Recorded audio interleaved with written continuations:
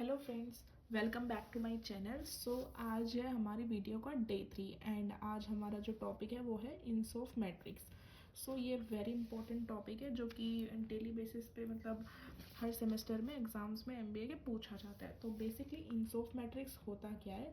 ये एक simple strategy planning tool होता है that help businesses to decide how to grow their product and market. It was developed by Igor Insof and widely used in marketing and strategy in corporate strategies. Okay, so Insof में अगर आप लिखना चाहे इसकी एक छोटी सी definition exam के लिए आपके लिए बहुत ही हेल्पफुल होगा अगर आप मेरा जो मैं पैटर्न आपको बता रही हूँ आप वो लिखते हो तो ठीक है. तो it is a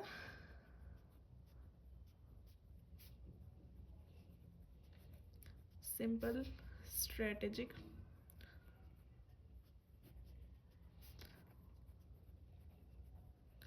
it is a simple strategic planning tool.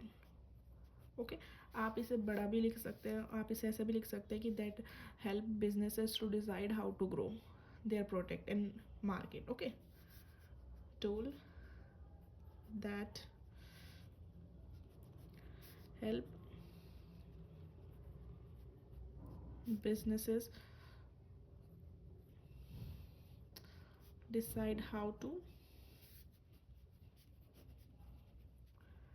grow their product and market. Okay, basically ये एक स्ट्रेटेजी होती है, स्ट्रेटेजिक प्लानिंग टूल है जो डिसाइड करता है बिजनेसेस का how to grow their product and market. Okay, basically it has two parts. What is it? Product and market.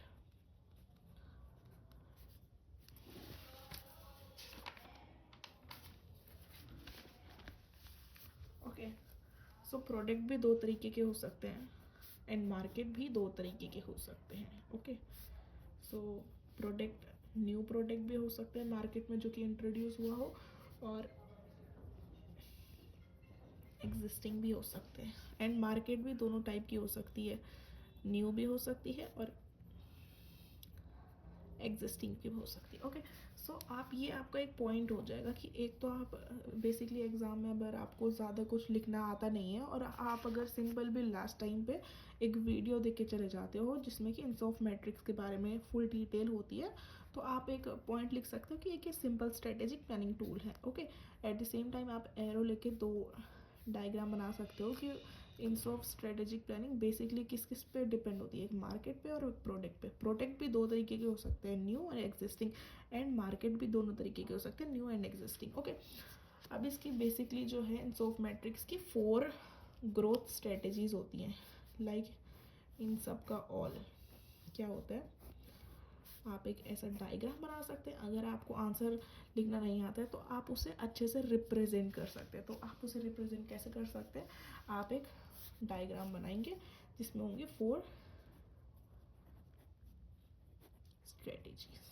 Okay, so 4 strategies आप ऐसे करके लिख सकते हैं जिससे कि आपका आंसर बहुत ही रिप्रेजेंटेटिव लगेगा. ओके, फर्स्ट होता है मार्केट पेनिट्रेशन. मार्केट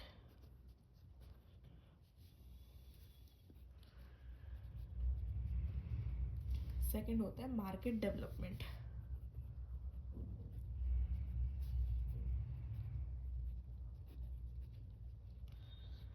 तीसरा होता है प्रोडक्ट डेवलपमेंट.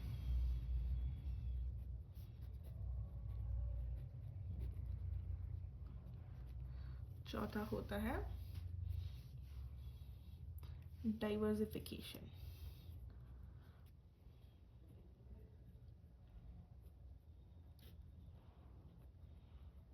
सो आपको इनके वर्ड से ही पता चल रहा हो कि व्हाट डज दे मीन. सो जैसे पहला मार्केट पेनिट्रेशन है. मार्केट पेनिट्रेशन क्या होता है, existing product in existing market. कोई भी ऐसा प्रोडक्ट जो पहले से ही मार्केट में चल रहा हो और मार्केट भी पुरानी हो उसी से रिलेटेड, उसी प्रोडक्ट से रिलेटेड. इसमें क्या होता है, इसका फोकस क्या होता है, इसका मेन फोकस होता है इंक्रीज करता है ये सेल्स को. ठीक है, इन करंट मार्केट।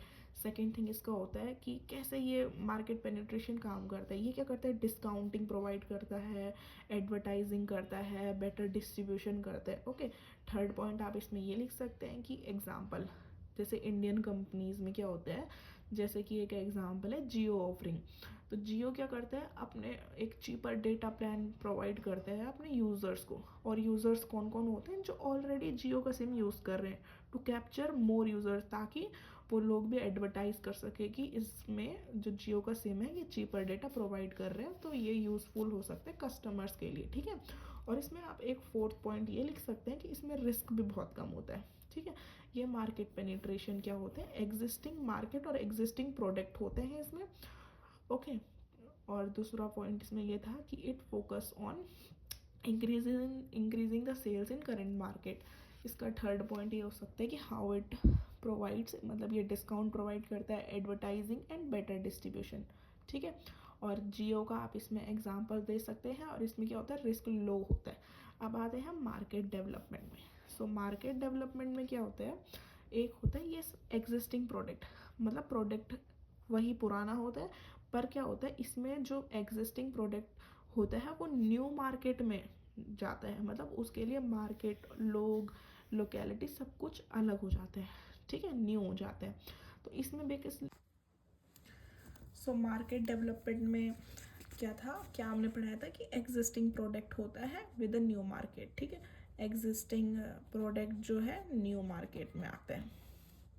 इसकी क्या होता है, मेन फोकस होता है कि न्यू रिलीजन, मतलब जिस नए नए मार्केट, नई नई जगह, नए नए कस्टमरों से मिलना, ये इस मतलब मार्केट से डेवलपमेंट के अंदर मेनली ये आता है। हाउ टू, मतलब हाउ इट इज़ यूज, तो ये रूरल एक्सपेंशन करता है, एक्सपोर्ट इंपोर्ट करता है।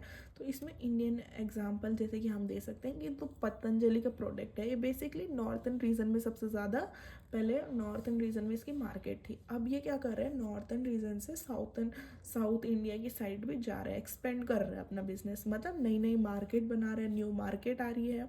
एग्जिस्टिंग मार्केट तो है ही, बट न्यू मार्केट भी है। ओके, सो इसमें क्या होता है, रिस्क मॉडरेट होता है। फोर्थ वन आता है, थर्ड वन आता है product development. So product development में क्या होता है, प्रोडक्ट डेवलपमेंट में न्यू प्रोडक्ट होता है।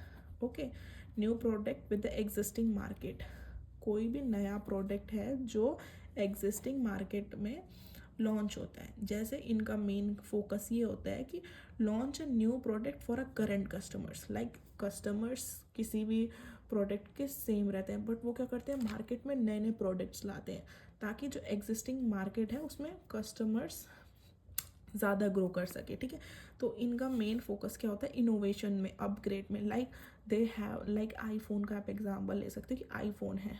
ओके, सो आईफोन के, एप्पल के अपने कस्टमर्स हैं, बट वो क्या करते हैं, नए नए iPhone plus, iPhone pro, iPhone 13, 15, 16, even 17 तक ये अपने आप को अपग्रेड कर रहे हैं, इनोवेशन ला रहे हैं। ठीक है, जैसे कि इंडियन अगर मैं एक एग्जांपल दूँ, तो जैसे टाटा मोटर्स है ना, तो वो क्या कर रहे हैं, launching EVs in Indian customers. Okay, so product development में हम क्या करते हैं, इसमें रिस्क मॉडरेट टू हाई, मतलब पहले इसमें रिस्क कम रहता है, देन इसमें हाई होता रहता है रिस्क। ओके, एंड डाइवर्सिफिकेशन हमारी लास्ट स्ट्रेटजी है, जो कि फोर्थ स्ट्रेटजी है, जिसमें new product with new market. Okay, so this is a new product with new market which basically focus on completely a new business में focus होता है, new industries with new categories, and like Reliance, एक example अगर मैं दूँ Indian companies का, तो जो रिलायंस है वो एंटरिंग कर रहा है रिटेल में, टेलीकॉम में एंड ग्रीन एनर्जी में, मतलब नई नई product with new new businesses, with new new market. इसमें रिस्क क्या होता है, हाई होता है, एकदम हाई। इसमें से आपको चारों के चारों प्रोडक्ट स्ट्रेटेजीज़ जो है, मेरे को लगता है आप लोगों को समझ आ गई होंगी। और आप इसको ऐसे, जैसे मैंने ग्राफिकली किया है ना इसको प्रेजेंट, तो आप ऐसे कर सकते हैं। लाइक यहाँ पे इंस ऑफ मैट्रिक्स, उसके दो product and market, new new market का न्यू प्रोडक्ट भी हो सकता है, एग्जिस्टिंग प्रोडक्ट भी हो सकता है, न्यू मार्केट हो सकता है, एग्जिस्टिंग मार्केट हो सकता है, उसकी 4 strategies, market penetration, market development, product development, diversification, then market penetration में existing product with existing market होता है। इसमें मतलब दोनों प्रोडक्ट और मार्केट दोनों के दोनों पुराने होते हैं, ठीक है। और इसमें क्या होता है, प्रोडक्ट पुराना होता है बट मार्केट न्यू होता है। और प्रोडक्ट डेवलपमेंट में क्या होता है, न्यू प्रोडक्ट होता है बट मार्केट पुराना होता है। और डाइवर्सिफिकेशन में दोनों चीज़ें नहीं होती है, मतलब new product with new market. Okay,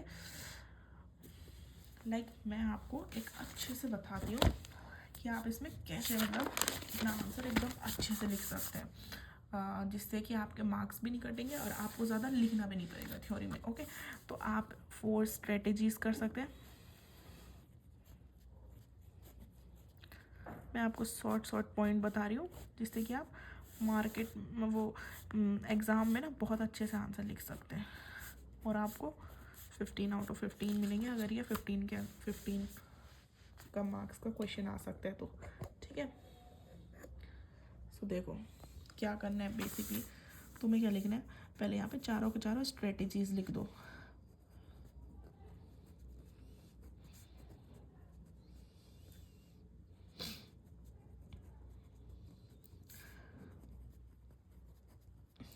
writing में मत जाना गाइस, राइटिंग बहुत ही बुरी है मेरी। बट ऐसा नहीं है कि अगर राइटिंग बुरी है तो नॉलेज नहीं है। मैं आपको अच्छे से वो सब चीज़ें बता सकती हूँ जो मैंने अपने एग्ज़ाम में फ़ेस की हैं और जो ड्रॉबैक्स हैं, जो चीज़ें आप लोग ओवरकम कर सकते हैं। एंड हाँ, राइटिंग स्किल्स मेरी बहुत अच्छी हैं दोस्तों। तो अगर आपको अच्छे अच्छे आंसर्स लिखने हैं, मतलब अगर आपने पढ़ा भी नहीं है बट फिर भी आपको मतलब आपने क्लासेस में थोड़ा थोड़ा सुना है उस टॉपिक के बारे में, सो आप उसके अकॉर्डिंग आंसर्स अच्छे से लिख सकते हैं। बस आपको कॉन्सेप्ट क्लियर होना चाहिए कि what does it basically mean. Okay, उसके अकॉर्डिंग आप लिख सकते हैं। तो देखो मार्केट पेनिट्रेशन में आपको अगर लिखना नहीं आता है, लाइक एग्जिस्टिंग प्रोडक्ट किया, न्यू प्रोडक्ट किया, कुछ भी नहीं, तो आप इसमें ऐसे लिख लो, एग्जिस्टिंग प्रोडक्ट, जिसकी फुल फॉर्म होती है,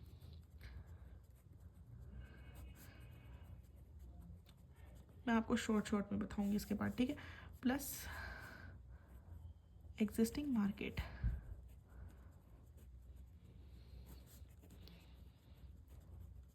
सेम आप इसमें लिखना, इसमें क्या होता है, प्रोडक्ट डेवलपमेंट में existing product with new market. मैं अभी आपको शॉर्ट फॉर्म में लिख रही हूँ, EP, या आपको इसकी फुल फॉर्म यहाँ पे दिख रही होगी, ठीक है। प्रोडक्ट डेवलपमेंट में सेम थिंग क्या होती है, न्यू प्रोडक्ट होता है विद एग्जिस्टिंग मार्केट। और डाइवर्सिफिकेशन में दोनों नए होते हैं, new product with new market. Okay, ये आपका पहला पॉइंट हो गया हर स्ट्रेटेजीज के अंदर, ठीक है। सेकंड, इसमें आप लिख सकते हो कि ये फोकस किस पे करता है, ये फोकस करता है न्यू रीजन में, ठीक है। और ये फोकस करता है आपका, इसका ही मैं यहाँ पे, इसका ही है ये पॉइंट, प्रोडक्ट डेवलपमेंट फोकस करता है to launch new product, launch, ठीक है। एट द सेम, अरे ये गलत हो गया, ये प्रोडक्ट डेवलपमेंट इसके अंदर आएगा, न्यू प्रोडक्ट लॉन्च, और इसमें होता है न्यू रीजन्स। ओके, इसमें होता है new product for current customers, like existing market है ना, तो कस्टमर्स भी आपके एग्जिस्टिंग ही होंगे, ठीक है।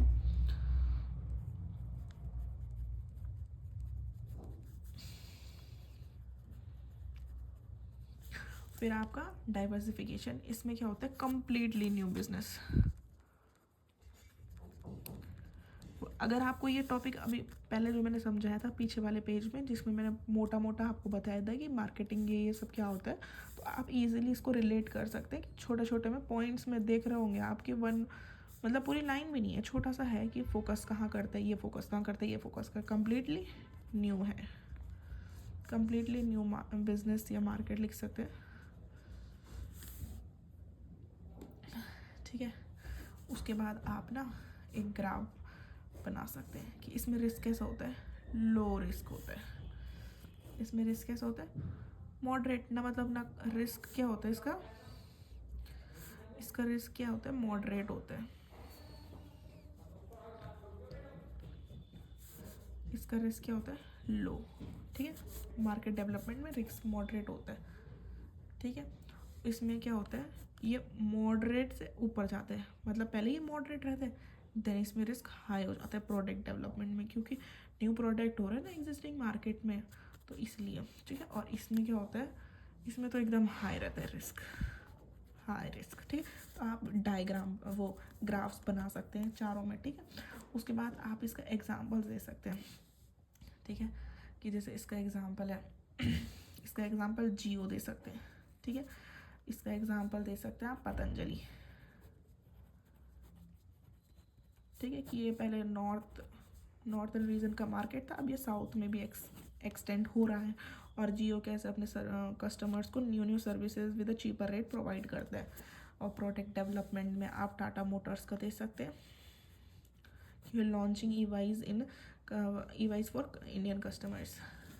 ई वाई एक गाड़ी का नाम है। और इसमें डाइवर्सिफिकेशन में आप इसका एग्जांपल दे सकते हैं रिलायंस का, कि रिलायंस कहाँ कहाँ जा रहा है, टेलीकॉम में भी जा रहा है,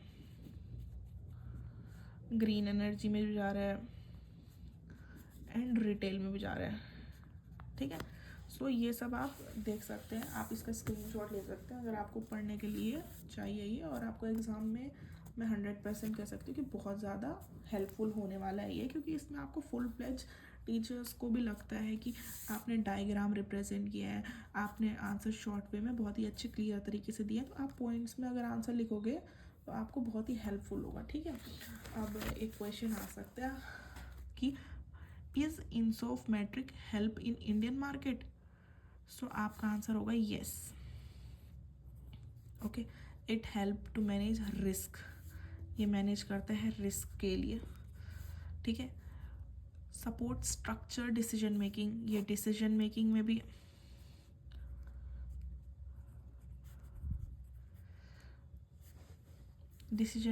भी हेल्पफुल करता है। Useful for make in India, rural expansion, digital growth, global brands, it help Indian firms to complete global brands. Okay, so easy to explain, apply in MBA exams also. Okay, you can explain this in अगर आपको वो पूछते हैं, अगर question में आता है how Ansoff matrix help in Indian market, okay, so आपका एक आंसर, जो आपका एग्जामिनर होता है ना गाइज, सो आपने देखा होगा वो कभी भी आपको डायरेक्ट क्वेश्चन नहीं पूछेगा कि what is Ansoff matrix. Like आप पीजी के स्टूडेंट्स हैं तो वो आपको इतना सिंपल वे में तो नहीं देगा। ठीक है, वो आपको घुमा के देगा, क्वेश्चंस घुमा के। So rather than asking this कि what is Ansoff matrices and tell his 4 strategies, no, what they will give you is they will tell you how so metrics help the Indian market.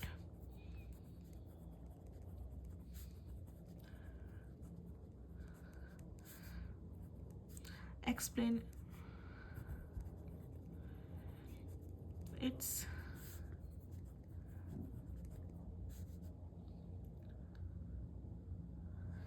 explain what they will tell you, explain its strategies. सो ये आपका full fledge answer question होने वाला है, जो कि exams में इसी वे में आएगा। तो आपका ये इंसॉफ मैट्रिक्स आपको इसमें एक्सप्लेन करना है, देन इसकी 4 स्ट्रेटेजीज आपको एक्सप्लेन करनी, देन यू हैव टू से is it help in Indian market, तो आपको बोलना है येस। कहाँ कहाँ? डिसीजन मेकिंग में, मेक इन इंडिया में, डिसीजन मेकिंग में, और बहुत सब मेक इन, और क्या स्ट्रक्चर डिसीजन मेकिंग आपने बता दिया।